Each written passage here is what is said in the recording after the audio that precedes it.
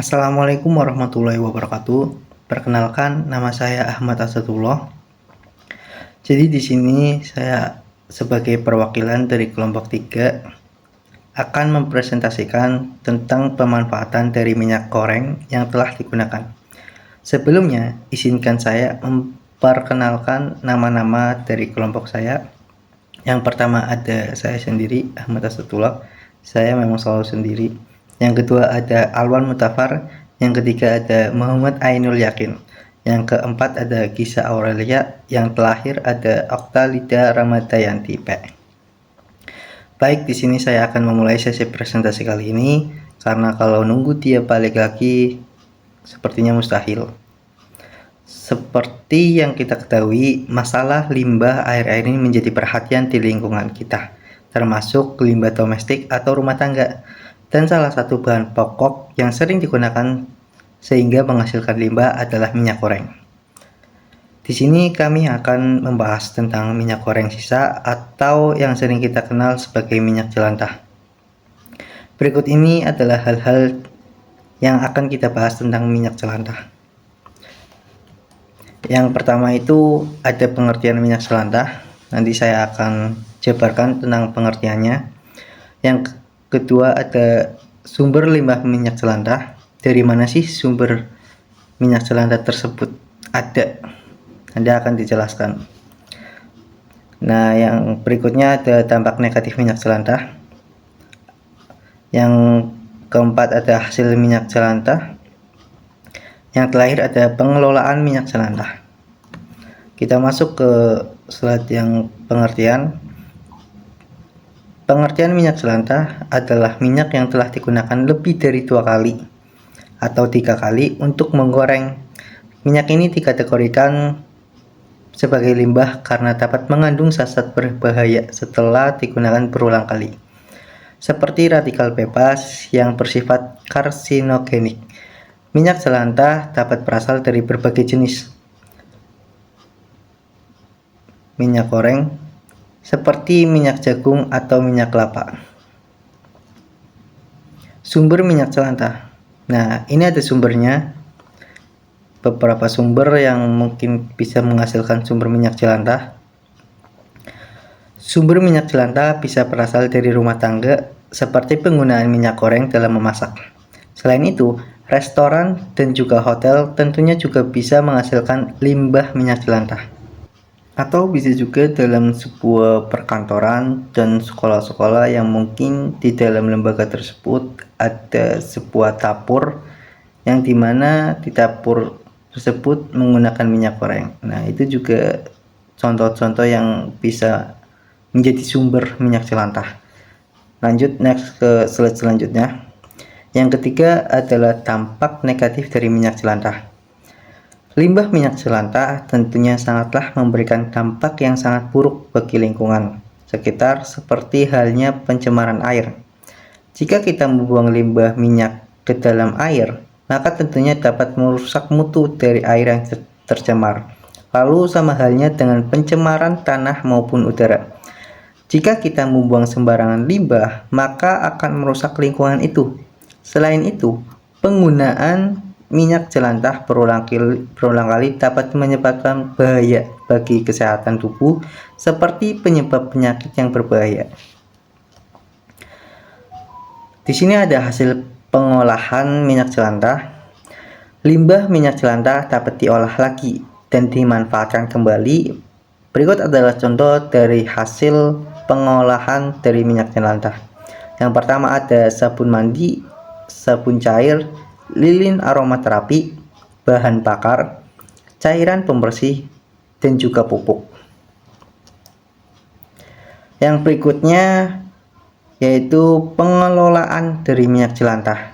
Tujuan dari pengelolaan minyak jelantah ini adalah mengurangi dampak pencemaran lingkungan dari tidak dikelolanya limbah minyak goreng, mengurangi hasil-hasil limbah industri yang tidak memiliki nilai jual, memberikan edukasi bahaya minyak jelantah, dan peningkatan penguasaan skill, mengubah limbah minyak jelantah menjadi produk yang bernilai ekonomis.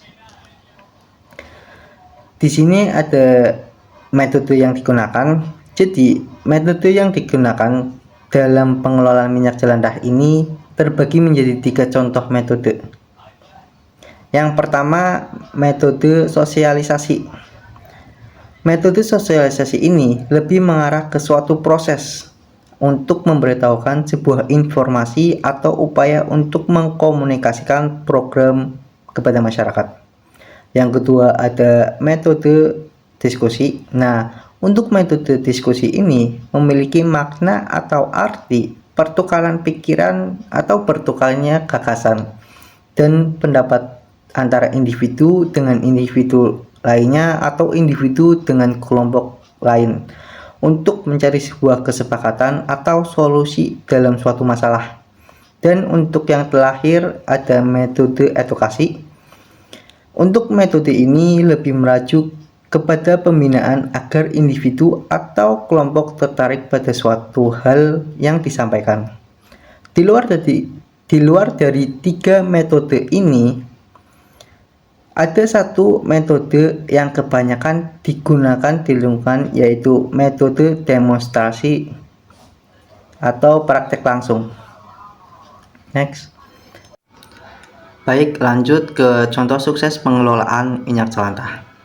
Pelatihan pengolahan limbah minyak jelantah menjadi produk bernilai tinggi guna untuk mendukung zero waste di dapur Partaharjo, Kelurahan Tambakkarjo.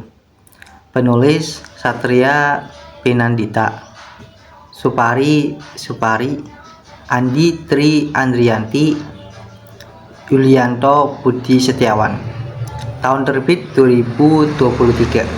Nah, di sini juga ada contoh fotonya pengelolaan minyak jelantah menjadi sabun padat. Next. Di sini ada contoh kedua, pemanfaatan minyak jelantah dalam pembuatan lilin aromaterapi. Penulis Naina Rizky Kenarni. Tahun terbit 2022. Di sini juga ada sebuah contoh fotonya, sosialisasi dan pelatihan pembuatan lilin aromaterapi dari limbah minyak jelantah. Produk lilin aromaterapi. Ini gambar yang kedua.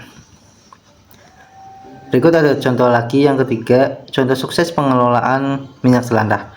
Pemberdayaan masyarakat Desa Mekargali, Kecamatan Jatiluhur melalui sedekah minyak jelantah. Penulis Jalaluddin, tahun terbit 2022. Nah, ini ada beberapa contoh fotonya lagi.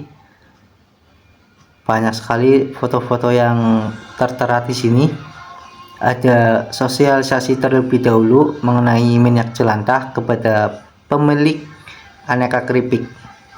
Berikutnya ada proses pemberian sedekah minyak jelantah dari masyarakat. Berikutnya hasil produk dari bahan baku minyak jelantah. Ya, jadi begitu, banyak sekali hasil-hasil yang mungkin bisa kita buat dari bahan minyak jelantah. Ada lagi contoh sukses pengelolaan minyak jelantah, pemanfaatan limbah minyak jelantah rumah tangga sebagai inovasi pembuatan produk limit gel. Penulis Rino Susanti, Rani Sudena Tarigan, Retno Nazar Rasmida, Andre Reza Hamdani, Anissa Nadila, Ella Safira, Eca Nurafni, Putra Ramadhani, Suci Ranisha Putri, Lufifa Nisa Paida.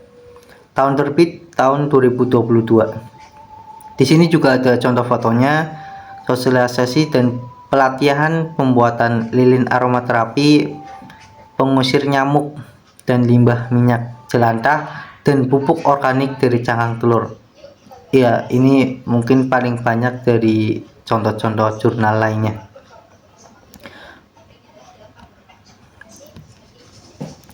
Ada lagi contoh sukses pengelolaan minyak jelantah, Sosialisasi pemanfaatan limbah minyak jelantah sebagai pupuk organik bagi tanaman pada kelompok Ibu Dharma Wanita Dinas PU Kabupaten Simalungun.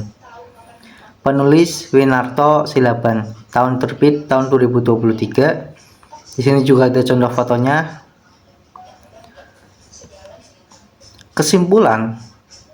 Jadi kesimpulannya, minyak jelantah merupakan limbah potensial yang dapat menciptakan masalah jika tidak dikelola dengan baik. Namun, juga menyimpan peluang ekonomi dan lingkungan bila diolah dengan benar. Edukasi pengelolaan yang baik dan inovasi dalam daur ulang sangat penting untuk mengurangi dampaknya dan memaksimalkan manfaatnya. Sekian presentasi dari kelompok kami. Kalau ada kurang, mohon maaf, karena yang lebih itu perasaan saya ke dia. Terima kasih.